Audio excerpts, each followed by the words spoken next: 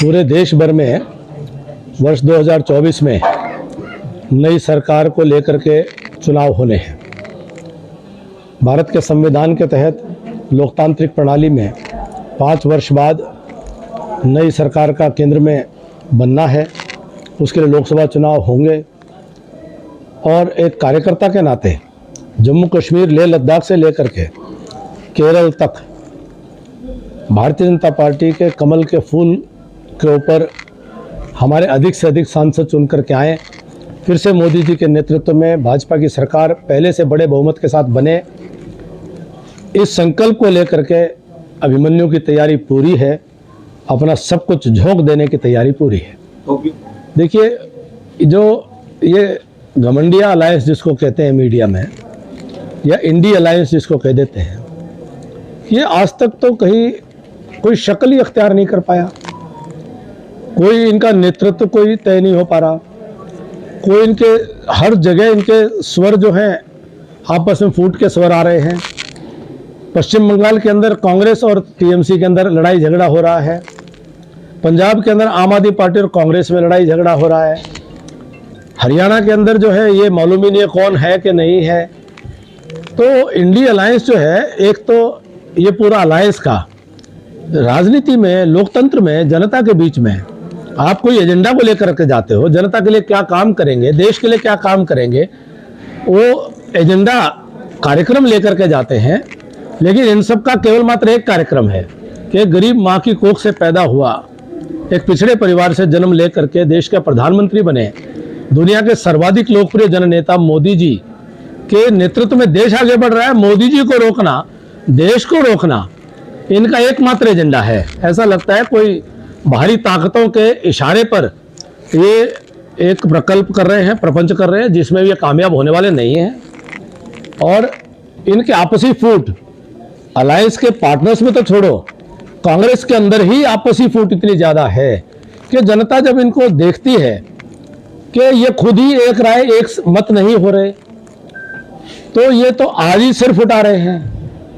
और एक तरफ मोदी जी के नेतृत्व में भारतीय जनता पार्टी का अनुशासित कार्यकर्ता बूथ और हर पन्ना पन्ना तक एक लक्ष्य केवल भारत माता को फिर से विश्व गुरु बनाने के संकल्प को लेकर के वह काम कर रहा है। देश का कमजोर से कमजोर, गरीब से गरीब आदमी के कल्याण के लिए ये काम कर रहा है।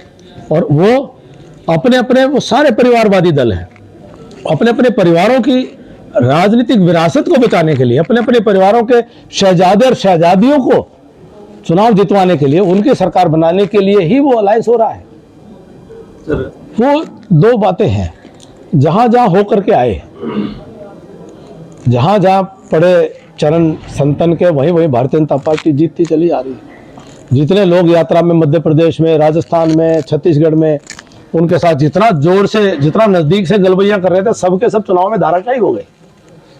तो जहां जहां जा रहे हैं कांग्रेस को सुपड़ा साफ करते जा रहे हैं, एक फेरा और लगाएंगे। सर, कल कुमारी शैलजा ने बयान दिया कि एक टेंट उखड़ता नहीं, उससे पहले दूसरा टेंट लग जाता है। भाजपा सरकार में निरंतर जो कभी किसान आंदोलन तो कभी ही टेंडर को लेकर ड्राइवर्स, ये कांग्रेस के लोग भूल जाते हैं कि इनके समय में गेस्ट टीचर के ऊपर किस प्रकार से तांडव इन्होंने मचाया था।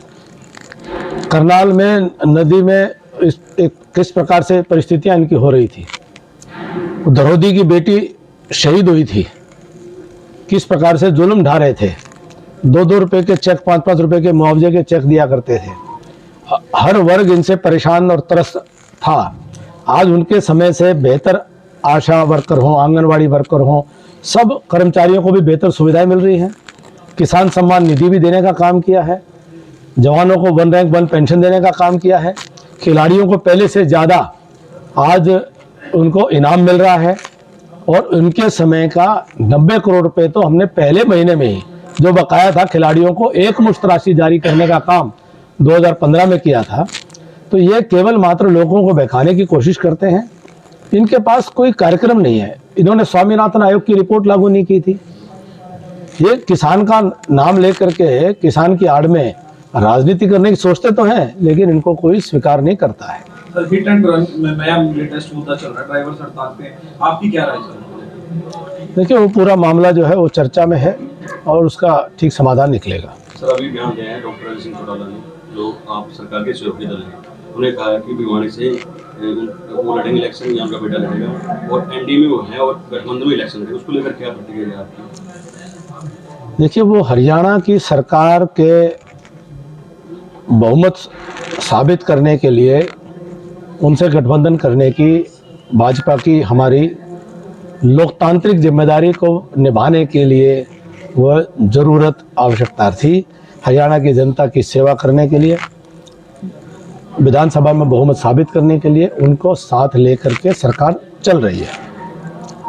सर भविष्य में तो अभी तो चुनाव हाल ही में राजस्थान में भी हुए हैं। राजस्थान में उन्होंने अपने झंडे पर, अपने निशान पर चुनाव लड़ा है, यहाँ भी लड़ते हैं, तो ये उनका अपना फैसला है। तो बीजेपी अलग इलेक्शन लड़ेगी 10-10 में? देखिए ये फैसला उनका अपना है। बीजेपी सर देखिए भारतीय जनता पार्टी तो पहले भी हम जैसे लड़े हैं, हम पहले 10 की 10 सीटों पर कमल के फूल हैं और 90 की 90 सीटों पर पहले लड़े हैं। सर गठबंधन की सरकार चल रही है, मौजूदा डिप्टी सीएम दुष्यंत चौटाला उचाना से विधायक हैं, तो ऐसे में विकास कार्यों को लेकर हरियाणा में डिप्टी सीएम को किस तरीके से उचाना में आज आए हैं, तो खासतौर पर उचाना की बात करेंगे तो विकास कार्यों को लेकर किस तरीके देखते हैं? देखिए सरकार, मनोहर लाल जी के नेतृत्व में सरकार अच्छा काम कर रही है और मनोहर लाल जी के नेतृत्व में सरकार ने बड़ा यशस्वी काम किया है। छत्तीस बिरादरी को साथ लेकर के ये सरकार चली है, बिना खर्ची बिना पर्ची की सरकार चली है। हरियाणा के 90 के 90 हलकों में समान रूप से विकास करने की कोशिश सरकार ने ईमानदारी से की है।